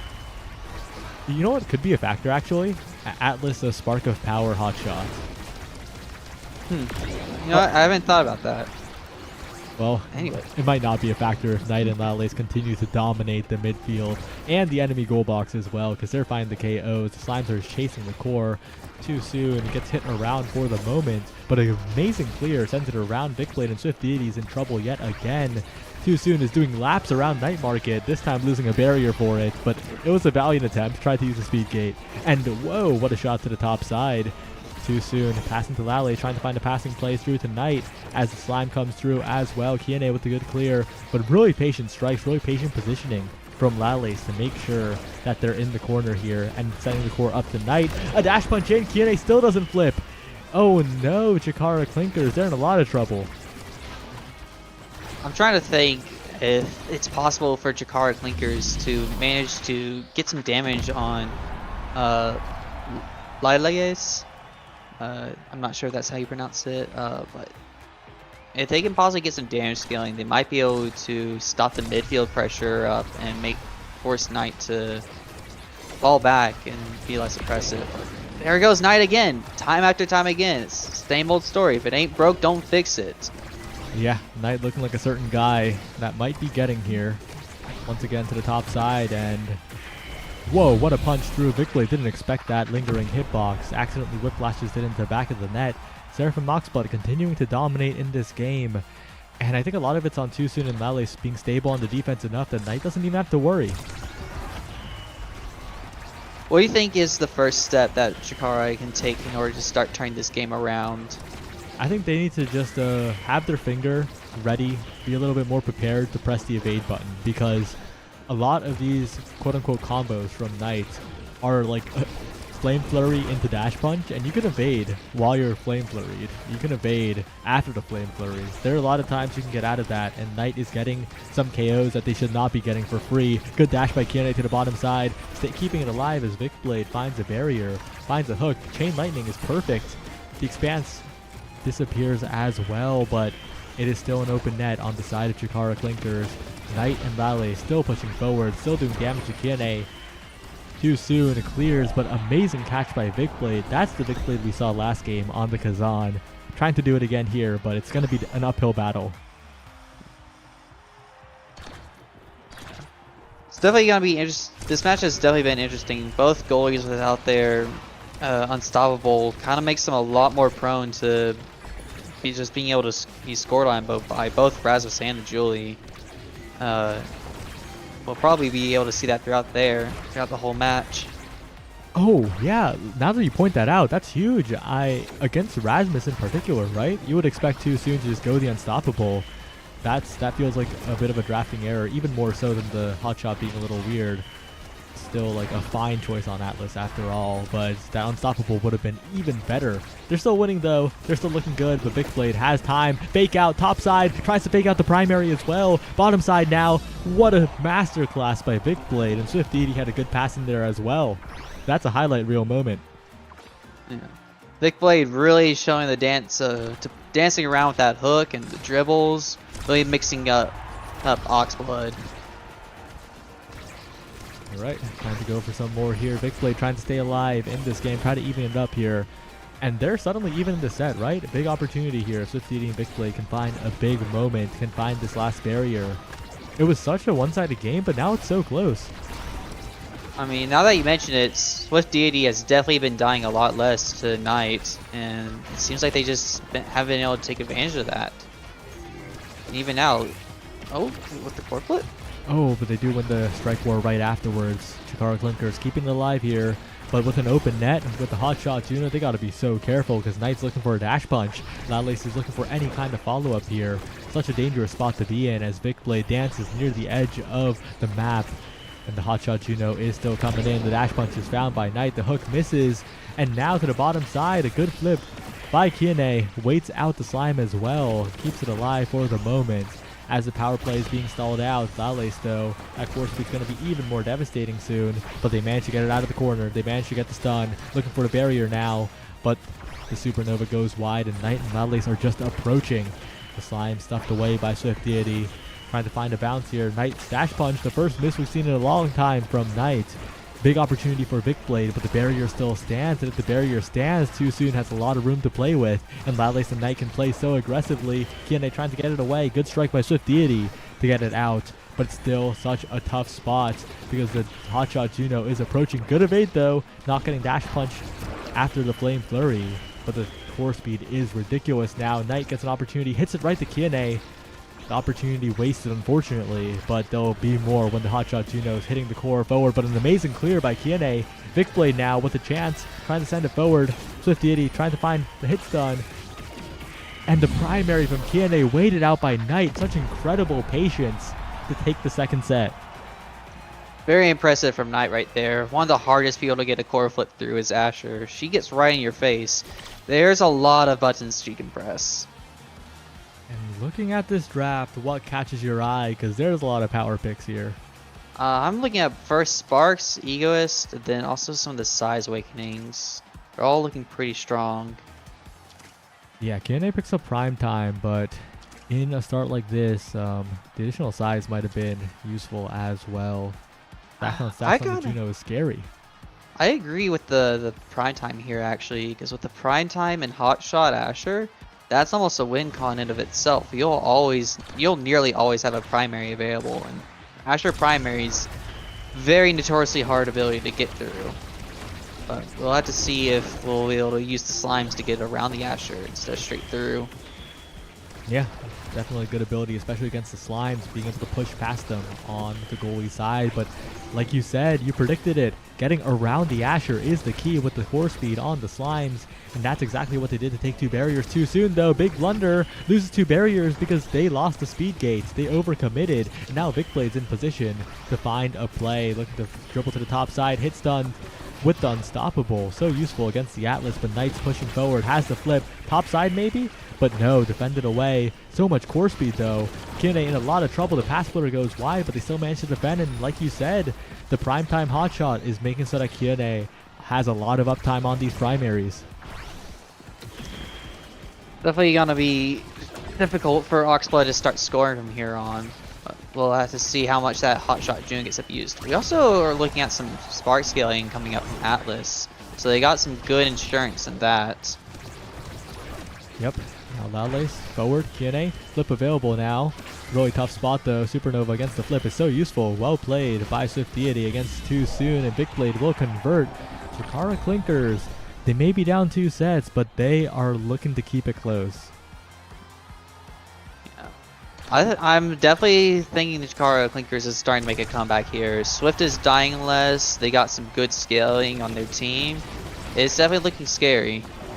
Oh, and Vicblade importantly survives with flip intact. That was a little greedy, but the greed pays off there. Tiger, though, it's still a tough spot here because flip's available for Knight. Good Supernova, though, keeps it away for the moment. And Knight's being brought low. They can get a kill here. That would be huge, but I don't think it's too likely. But the core speed, the Loudlace slimes pushing forward, but the dash barely misses.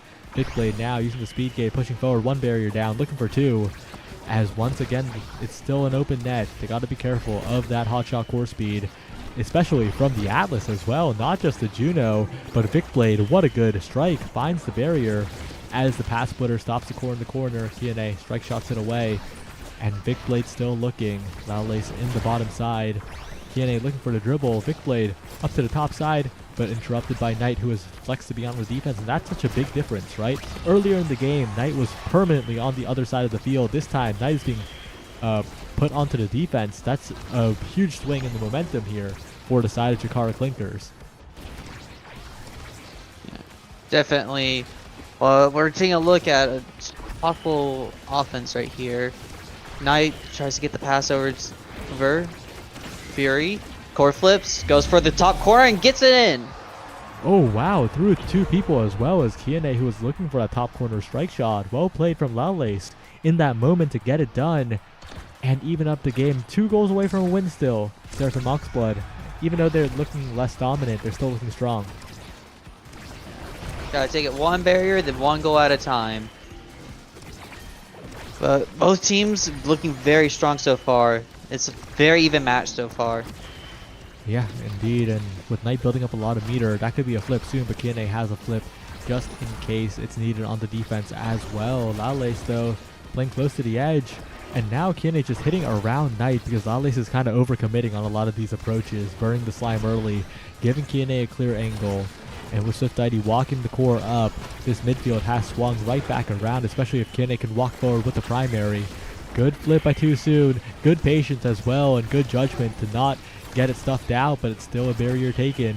And now Swift ID and Vicblade are converging on the core, but with the cooldowns down, they can't contest in that particular moment. Kiane rushes forward, and Vicblade finds a slow shot to the top side. Chikara Clinkers 1 goal away from staying alive. 1 goal, or 2 barriers, 1 goal. That's all they need. And Doesn't need to happen right now. It can happen the next point. They're looking a little comfy right now, especially with all that energy advantage they have currently. And speaking of energy advantage, Kiane hasn't flipped in so long. Like, it might be the flip discipline, it might be the most disciplined flipper of all time, and sometimes it's to their downfall, but right now, keeping that resource on hand is so important for the defense here. It's looking like an iron wall on the side of Chikara Clinkers, while Vicblade is just pushing forward. As long as one person has a flip, it's a threat. It's basically impossible for a goalie to push up. Can't ever have too much open because that fast core speed of the flip. Ooh, and a perfect hook by Vicblade in the perfect moment while everyone was distracted on the bottom side. Chikara Clinkers take 1 draft here. They take a set, and do you think that this is the scaling they need in this draft? I think very much. I mean, I think last draft especially. But however, we might be taking a look at Mayor of Sparkington Atlas. We'll have to see if that manages to get through towards the middle of the draft. Yeah, I don't think it'll be let through. I think it'll be denied away by Kiane, but if they go for something else, they go for Timeless Creator, Spark of Focus. That's huge for Too Soon. That is like we're getting a crazy triple build. Spark. Is the last Spark still available? I'm not completely sure, but I think it is. That's incredibly huge here, and Knight also picks up a prize fighter as well, and Lalace gets dash range. Although there's some good picks for Chikara Clinkers, I think Seraphim Moxblood very happy with that draft. Looks like Knight's getting back into the swing of it, getting those KOs that we've been missing for quite a while now. Yeah, and with the prize fighter, we'll be much better at getting them as well. And Vicblade with a knife's edge and additional size does have a lot of speed to play with, but if Vicblade is just staying in that range, that's a target for Knight, the dash punch. Looking for it right now. Knight is hunting. You know what they say about predators? They hunt at night. It is night markets, and Knight is always at night if you think about it, so we'll have to see how it goes. A lot of damage onto Vicblade, a KO found. That's 3 prize fighter stacks already in the very first point of this set. Knight has snowballed this game completely. This could just be it. Not to mention the egoist proc, definitely making everything scary, and another KO. And the crossfire from the slimes as well. If the point goes long, they have the insurance of the Hotshot Juno. Good clear by Vicblade, but all 1 shot is all it takes here. Too Soon, flicking it forward, and Kiane strikes it backwards. Oh no, not the miss input you want to see as Seraphim Moxblood goes up 1-0. Yeah, one thing I'm definitely taking note of is how Knight is very much using that flip for damage and KOs. And anytime it can convert into KOs, Knight is making sure to take full advantage. Yeah, and with no meter on Swift Deity and Vicblade, they need to play so careful because Knight will dash punch them without an evade up and even with an evade up, but especially without an evade up. If Vicblade's Unstoppable gets removed like it does here, they're in trouble, but they do find one barrier. They might have a chance here. It's still looking dangerous though, as oh no, you can't be doing that so near the edge. That's Swift Deity going down. It was actually the Unstoppable that allowed Julie to get so close to the Asher during the ult. Yeah, really just pushed up there, and Knight once again pushing up. Perfect Flame Flurry. Kine can't quite get the strike in time, and Seraphim Moxblood, a little bit shaky in the previous set, but this set's looking to be theirs in dominant fashion. I say if Knight can keep up those KOs, this win is a surefire victory. Yeah, and of course, Lalace as well, right? Has such a strong build, has so much core speed. If Lalace just plays patient and sends out the slimes at good angles, that could be devastating. And Swift Deity picked the Pumwar's Vice, but these KOs are just famine. They're barely so close to killing Lalace, but not quite, and close is not enough in a game like this. The core speed, amazing strike shot by Kiane to not lose the barrier, but they're still in a lot of trouble. Vicblade now pushing forward, but a good primary by Too Soon, who is standing forward. The dash punch flip by Knight. A power play for the millionth time as Knight walks forward with the core. Once again, Supernova to block it for a second, but it's only a moment as Lalace's slimes are charged up. The core speed going to come in just a little moment here. And Knight's also looking for a KO if Vicblade's Unstoppable is removed. Blink forward, jump forward from Lalace, trying to find an opening as Swift Deity as well is in a lot of trouble. But that flip's almost built up, and that could be a scoring opportunity for Seraphim Moxblood. But these slimes are going a little crazy with the core speed. It's overtime, and Lalace is going to take over. Oh, looks like Vic has almost managed to get the KO in, the goal in, but Atlas managed to save it. Yeah, it's still a tough spot, even with the flip up for Swift Deity, because Lalace is just controlling the core all over. Too Soon in the open net, a really nice clear to get it around the hook. A flip blocked away by the Expanse, and Kiane can't catch the core speed in time. Lalace, flip available. A flip pass could do it here. The hot shot, the flip in the middle, but blocked away by the Path Splitter. Swift Deity hits on the way. That time, the hot shot didn't mess Too Soon up. In a lot of trouble is Too Soon, though, as that disappears, but a missed strike from Vicblade means another chance for this Atlas, but Vicblade doesn't miss the second time and keep Chikara Clinkers alive, but they're still on the edge. I think one thing I've noticed is once they Clinkers is able to get both the barriers down, that's putting a lot more pressure on the Oxblood. And Knight gets the KO right again. 14 KO streak, and that time there was no meter for Swift Deity to evade with. Knight pushing forward, hooked away for the moment, but Lalace has a lot of core speed to work with still. It is the Juno, but Swift Deity has the snipe perfectly played, and with Kiane having flip, a big opportunity, but the barrier goes down. They're in so much trouble if they can let this one through. Lalace has the jump, has the strikes, but not quite winning the strike war as Vicblade tries to go for a push forward, goes for the dribble, bottom side, good clear by Too Soon as the slimes converge. Knight looking for an opening, looking for a shot.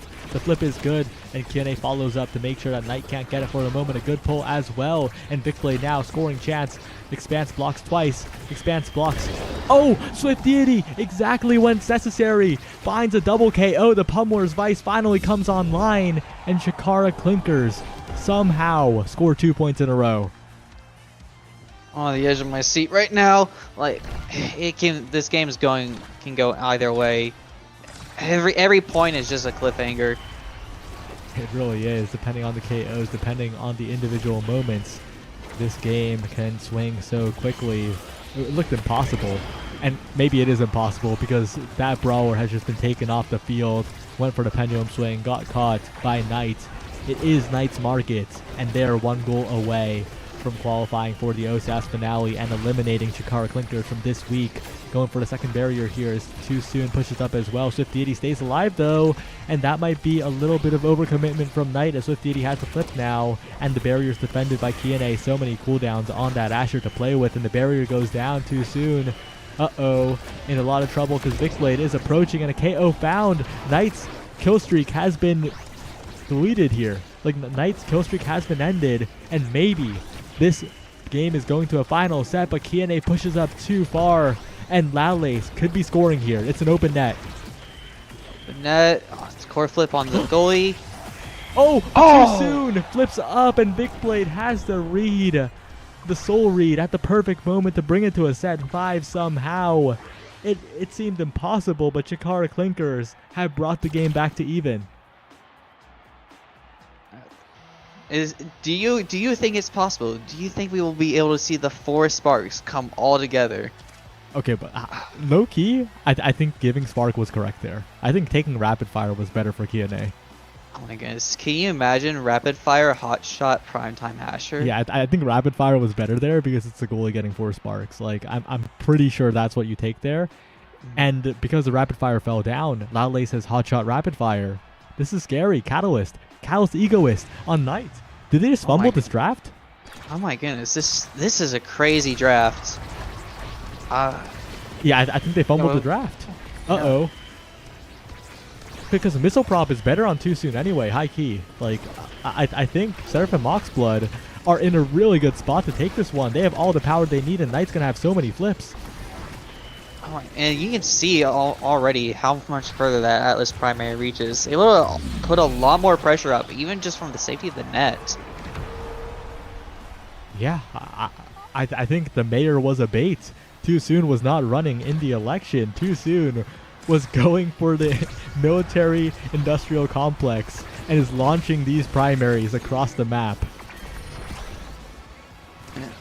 I mean, that's part of the nice thing about going for Sparks is not only are they strong in of itself, but just their presence alone makes people want to deny you, and it allows you to opens up opportunities to grab other really good awakenings.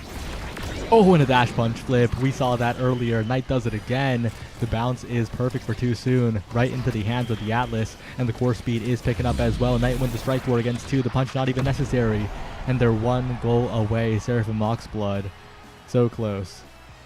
I think one of the scariest things as a forward is to realize that your goalie has died.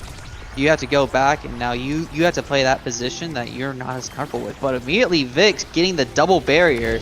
However, Knight just again gets the KO, non-stop KOs.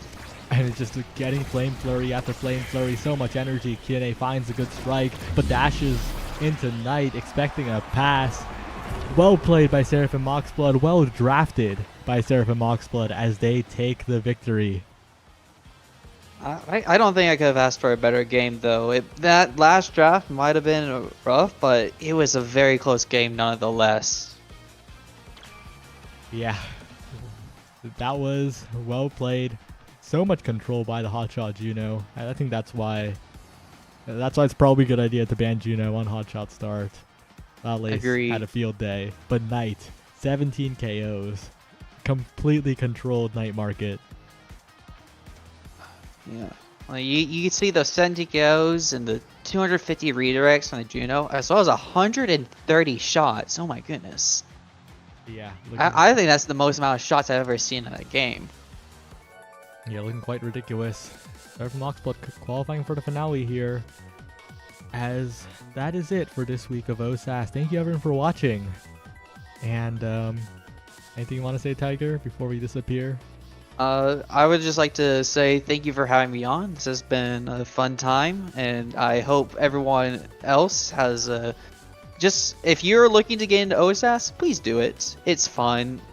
Playing this game with friends makes it so much more fun, and just try playing some comp together. You won't regret it. Yep. And if you're in solo queue and you want free LP, lock in Atlas Goalie, LP Printer, free Pro League. Anyway, goodbye everyone.